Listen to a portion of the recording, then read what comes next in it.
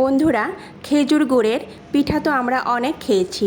আর এই খেজুর গুড় দিয়ে যে এত সুন্দর বিস্কুট তৈরি হয় তা আগে কখনোই জানতাম না। আর এই খেজুর গুড়ের বিস্কুটগুলি খেতে যে এতটা মজা হয় তা আমি আপনাদেরকে বলে বোঝাতে পারবো না।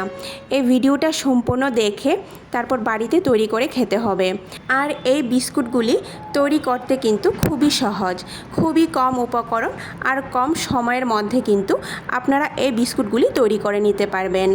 রাধে কৃষ্ণ বন্ধুরা, আমি টুলটুল, আর এই টুলটুলের রান্নাঘরে আপনাদের সবাইকে স্বাগত। তাহলে চলুন আমি এই বিস্কুটগুলি কি করে তৈরি করছি দেখে নেওয়া যাক। সবার প্রথম আমি এখানে একটা বাটি নিয়ে নিয়েছি। এই বাটির মধ্যে আমি 1 চামচ পরিমাণ বাটার দিয়ে দেব। আপনারা কিন্তু বাটারের পরিবর্তে ঘি বা সাদা তেলও ব্যবহার করতে পারেন। এবার ছোট আকারের একটা বাটি নিয়ে নিয়েছি। সে বাটির 3 ভাগের 1 ভাগ খেজুর গুড় দিয়ে দেব। আপনারা কিন্তু এখানে খেজুর গুড়ের পরিবর্তে অন্য যে কোনো গুঁড়ো ব্যবহার করতে পারেন। এবার গুড় আর বাটারকে একটু সময় লাগিয়ে ভালো করে মিশিয়ে নেব। দেখুন, গুড় আর বাটার এখানে আমার ভালো করে মেশানো হয়ে গেছে। আমার এখানে 5 মিনিট সময় লেগেছে। এবার আমি এই বাটির উপরে একটা চালনি বসিয়ে দেব। আর যে বাটি দিয়ে আমি খেজুর গুড় মেপেছিলাম সেই বাটি মেপে আমি এখানে 2 বাটি পরিমাণ আটা দিয়ে দেব। আর আটাটাকে আমি একটু চেলে নেব। 2 বাটি আটা আমি চালনিতে নিয়ে আটাটাকে ভালো করে চেলে নেব।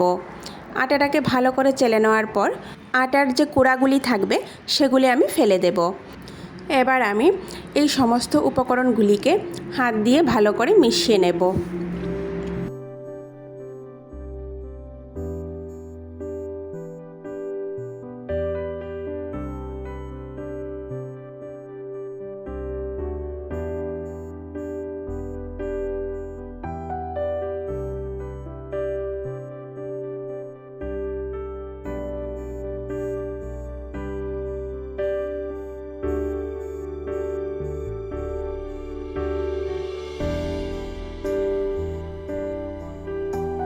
ভালো করে যখন সমস্ত উপকরণ মেশানো হয়ে যাবে তখন আমি এতে খুব সামান্য পরিমাণ বেকিং পাউডার দিয়ে দেব।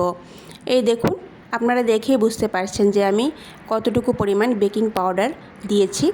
বেকিং পাউডার দিয়ে আবার একটু মিশিয়ে নেব। তারপর আমি আমরা যে চামচগুলি আছে না, ছোট চামচ, যে চা চামচগুলি হয়, সেই চামচ মেপে আমি এখানে 3 চামচ পরিমাণ জল দিয়ে দেব। নর্মাল টেম্পারেচারে রাখা জল আমি এখানে দেব।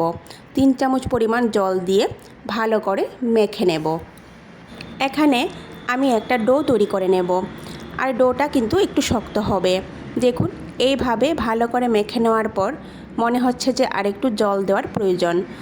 তাহলে আমি এখানে আরও 2 চামচ পরিমাণ জল দিয়ে দেব। 2 চামচের বেশি কিন্তু 1 চামচও জল এখানে আমি দেব না, তাহলে কিন্তু ডোটা একটু নরম হয়ে যেতে পারে।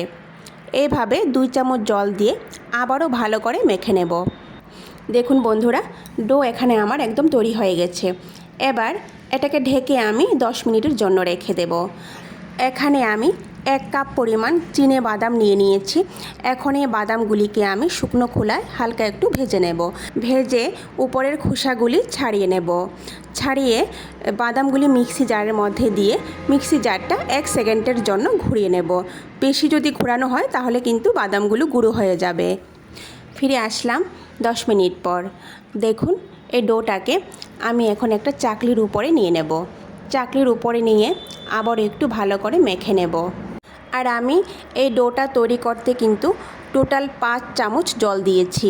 এর থেকে বেশি জল কিন্তু দেওয়া যাবে না, না হলে ডো কিন্তু নরম হয়ে যাবে। আমি এই ডোটাকে 2 ভাগে ভাগ করে নেব।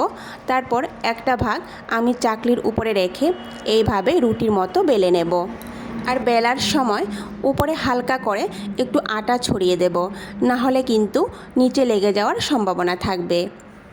এইভাবে রুটির মতো বেলে আমি একটা ছুরির সাহায্যে এই রুটিটাকে সমান করে 4 ভাগে ভাগ করে নেব। আর প্রত্যেকটা ভাগ এক ভাগের উপর আরেকটা ভাগ এইভাবে রেখে দেব। রেখে হাত দিয়ে এইভাবে চাপা দিয়ে আবারও রুটির মতো বেলে নেব এইভাবে।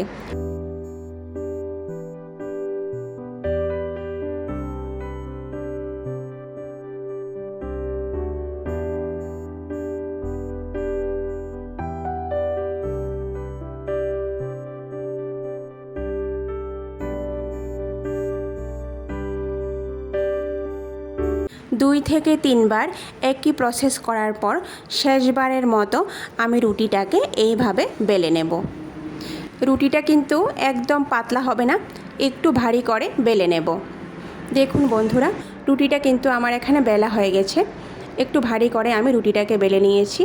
এবার একটা ছুরির সাহায্যে চারিদিক এইভাবে সমান করে কেটে নেব। বন্ধুরা, আপনারা কিন্তু এই বিস্কুটগুলিকে আপনাদের পছন্দ মতো ডিজাইন দিতে পারেন। এবার আমি ছুরি দিয়ে চোখের আন্দাজে সমান করে বিস্কুটগুলিকে পিস পিস করে নেব। এইভাবে বিস্কুটগুলিকে পিস পিস করে নেব। আর কেটে রাখা যে সাইডের অংশগুলো, এই অংশগুলোকে আবার গোল করে সেম একই রকম এইভাবে বিস্কিটের আকার দিয়ে দেব।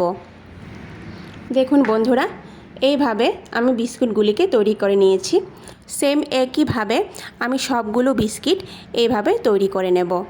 এখন এই বিস্কুটগুলিকে একটা থালার মধ্যে উঠিয়ে নেব। একইভাবে সবগুলো বিস্কিট আমি এখানে তৈরি করে নিয়েছি।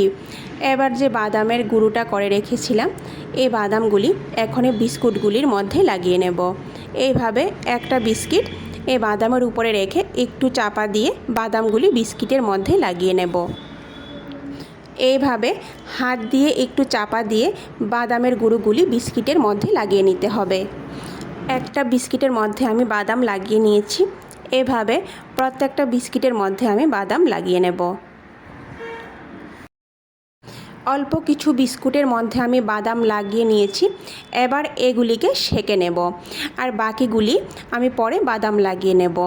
বিস্কুট তৈরি করার জন্য আমি এখানে একটা প্লেট নিয়ে নিয়েছি। এবার এই প্লেটের মধ্যে সামান্য তেল দিয়ে পুরো প্লেটের মধ্যে তেলটা মাখিয়ে নেব। এবার বিস্কুটগুলি আমি এই প্লেটের মধ্যে নিয়ে নেব, আর একটু সামান্য আলাদা করে বিস্কুটগুলি প্লেটের মধ্যে নিয়ে নেব। এই দেখুন, খুব বেশি আলাদা করতে হবে না, সামান্য একটু আলাদা করলেই হবে। এবার আমি এই বিস্কুটগুলিকে বেক করে নেব। আগে থেকেই আমি একটা প্যানকে চুলায় বসিয়ে 5 মিনিটের জন্য প্রিহিট করে নিয়েছিলাম। এবার একটা স্ট্যান্ড বসিয়ে দেব। তারপর বিস্কুটের প্লেটটা স্ট্যান্ডের উপরে বসিয়ে কম আঁচে 30 মিনিটের জন্য ঢেকে রাখব। ফিরে আসলাম বন্ধুরা 30 মিনিট পর। দেখুন, বিস্কুটগুলি কিন্তু আমার এখানে তৈরি হয়ে গেছে। একইভাবে সবগুলো বিস্কিট আমি এখানে তৈরি করে নেব। আর এই বিস্কুটগুলি কিন্তু অনেক দিন ঘরে রেখেও খেতে পারবেন। ভিডিওটি সম্পূর্ণ দেখার অনুরোধ রইল। কেমন হয়েছে কমেন্ট করে নিশ্চয়ই জানাবেন। আর যদি ভালো লেগে থাকে তাহলে সবার শেষে লাইক, শেয়ার আর সাবস্ক্রাইব করে দেবেন। নমস্কার।